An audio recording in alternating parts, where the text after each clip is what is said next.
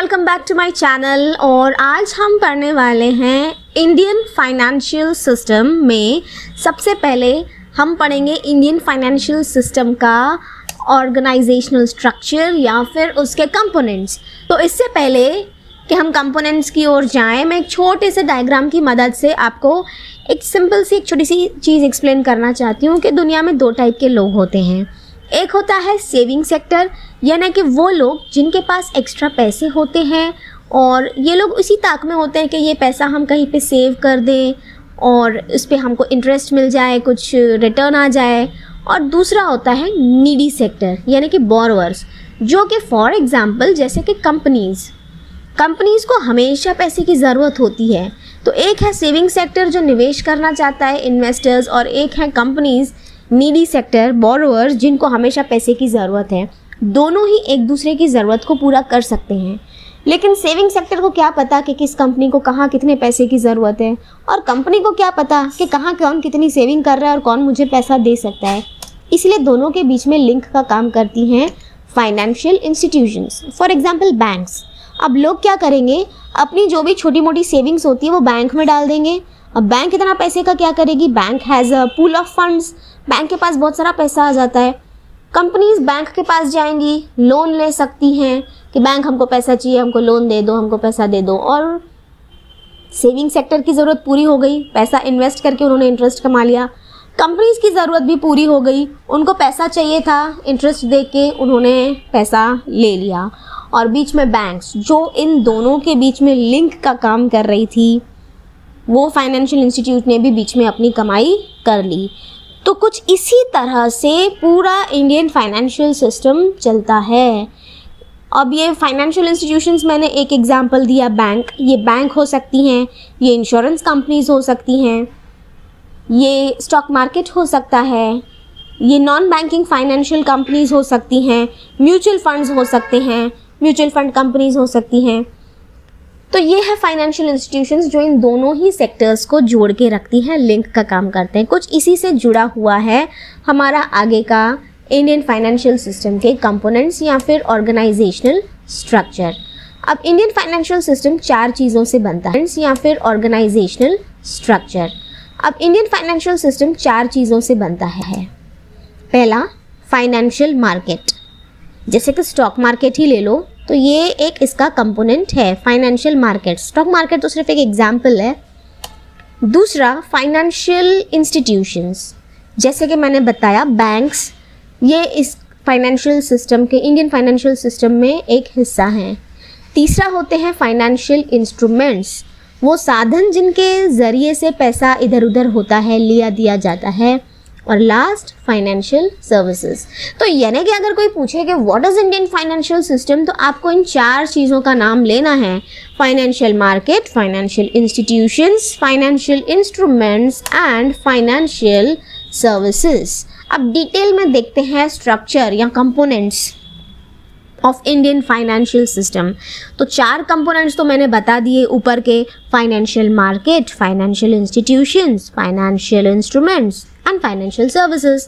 सबसे पहला, financial market. अब हम सिर्फ देखेंगे फाइनेंशियल मार्केट। फाइनेंशियल मार्केट दो टाइप का होता है, ऑर्गेनाइज्ड और अनऑर्गेनाइज्ड।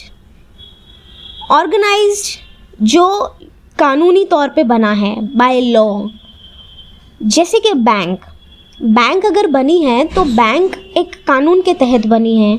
इंश्योरेंस कंपनीज हो गई, म्यूचुअल फंड कंपनीज हो गई, ये सब एक कानून के तहत बने हैं। They are formed and framed by law, वो चलती भी हैं तो बाय लॉ, उनका एक डेफिनेट कानून होता है और वो उस कानून के मुताबिक ही चलेंगे।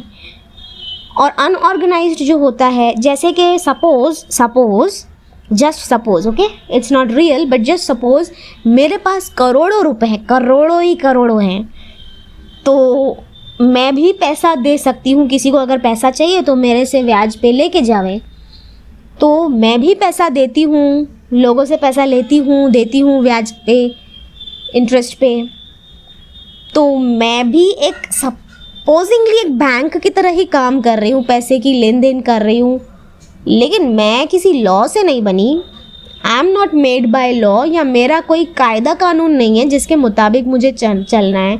बैंक जो इंटरेस्ट रेट्स लगाती हैं वो मनमानी नहीं लगा सकती, आरबीआई बोलेगी उसको वैसा गाइडलाइंस फॉलो करने पड़ते हैं। पर मैं अगर इंटरेस्ट रेट लगाऊंगी, I am a private money lender, मैं तो मनमाना इंटरेस्ट रेट लगाऊंगी। जिसको मांगता है पैसा मुझसे इतने इंटरेस्ट रेट पे तो आके लेवे, नहीं तो ना लेवे। तो मेरे ऊपर कोई कानून या कायदा नहीं है, ना ही मैं कानूनी तौर पे बनी हूँ, मैं तो बस यूं ही बन गई, खड़ी हो गई पैसा लेने देने का काम करने, प्राइवेट मनी लेंडर। तो organised is made by law, unorganised it is not made by law, और उसका कोई कानून कायदा भी नहीं होता।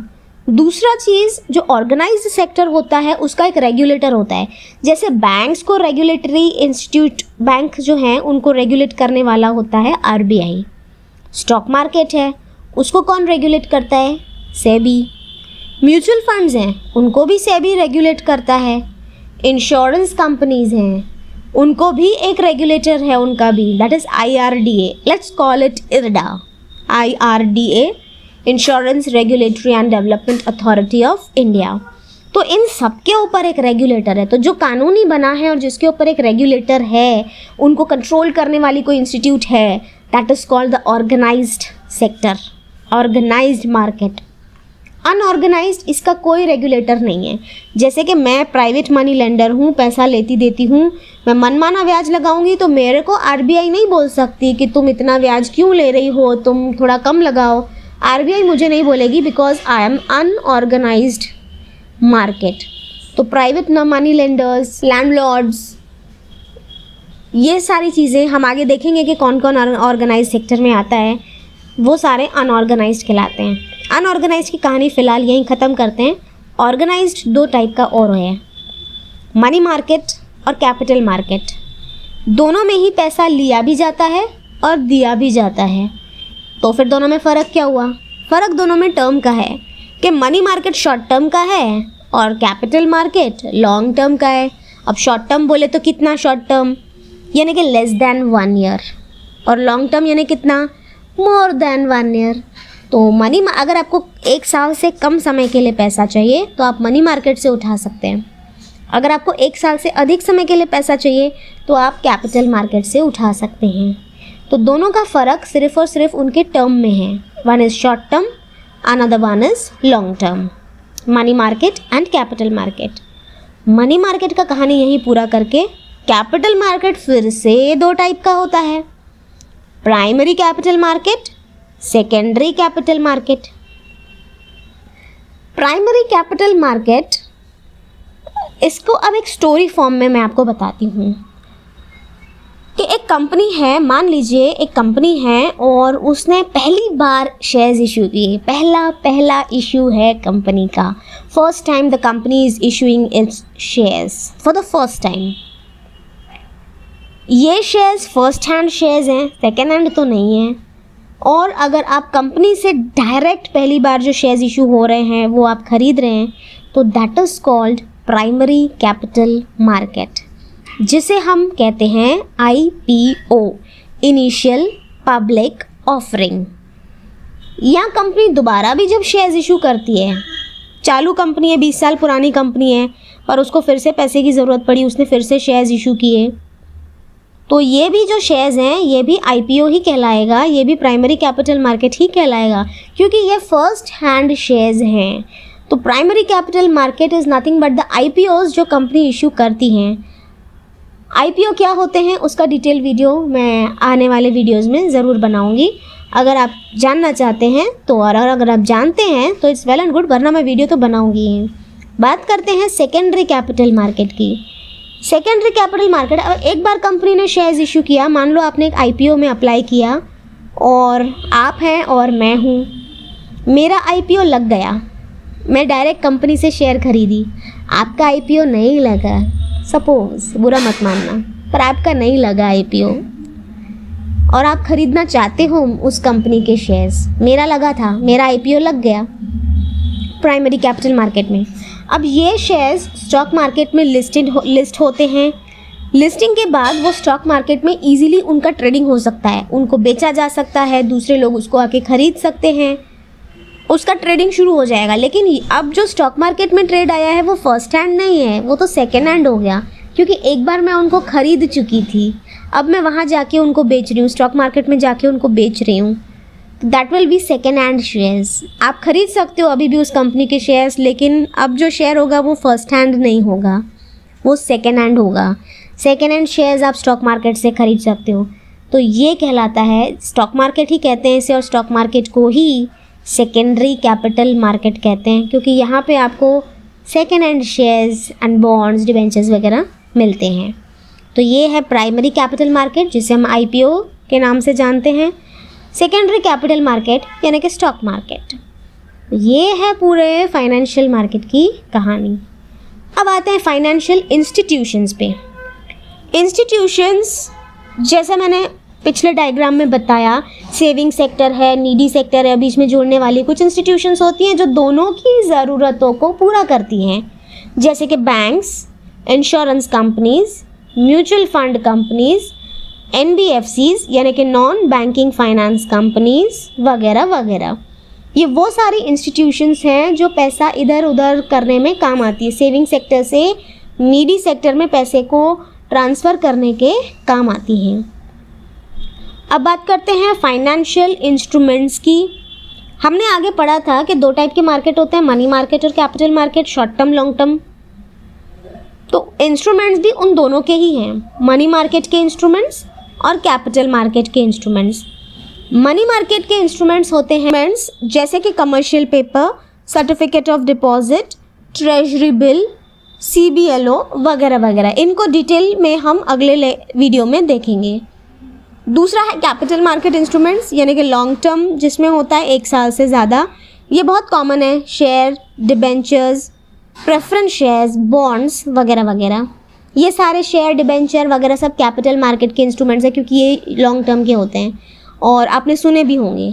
मनी मार्केट के शायद लोगों ने सुने नहीं होते हैं, इतने स्टूडेंट्स इतना नहीं जानते हैं। अगर आप फ्रेशली इसको पढ़ रहे हैं तो उसके ऊपर इन दोनों ही market instruments, money market instruments और कैपिटल मार्केट इंस्ट्रूमेंट्स के ऊपर डिटेल वीडियो आगे हम देखेंगे। फ़िलहाल सिर्फ नाम सुन लीजिए कि ये कैपिटल मार्केट के इंस्ट्रूमेंट्स होते हैं और ये मनी मार्केट के। तो मनी मार्केट के commercial paper, certificate of deposit, treasury bill. Capital market के इंस्ट्रूमेंट्स जैसे कि शेयर्स, डिबेंचर्स, बॉन्ड्स वगैरह वगैरह। ये हो गए इंस्ट्रूमेंट्स। लास्ट है फाइनेंशियल सर्विसेज। अब कभी कभी आपको फाइनेंशियल सर्विसेज जैसे एजेंट की, ब्रोकर्स की, फाइनेंशियल एडवाइज़र्स की ज़रूरत पड़ती है, तो they all provide the financial services. और इन चारों को मिला के financial market, financial institutions, financial instruments and financial services, इनको मिला के बनता है इंडियन फाइनेंशियल सिस्टम। तो ये था स्ट्रक्चर या components of Indian financial system. Hope आपको समझ में आया होगा, और अगर समझ में आया है तो लाइक ज़रूर कीजिएगा, कमेंट करके अपने ओपिनियंस, एक्सपीरियंसेस शेयर ज़रूर कीजिए। कमेंट करके ज़रूर बताएं कि आपको वीडियो कैसा लगा, और अगर आप इंडियन फाइनेंशियल सिस्टम में कुछ स्पेशल टॉपिक पढ़ना चाहते हैं तो do let me know, I will try my best कि मैं आपको जल्द से जल्द वो वीडियो दे सकूँ। Till then take care, bye bye.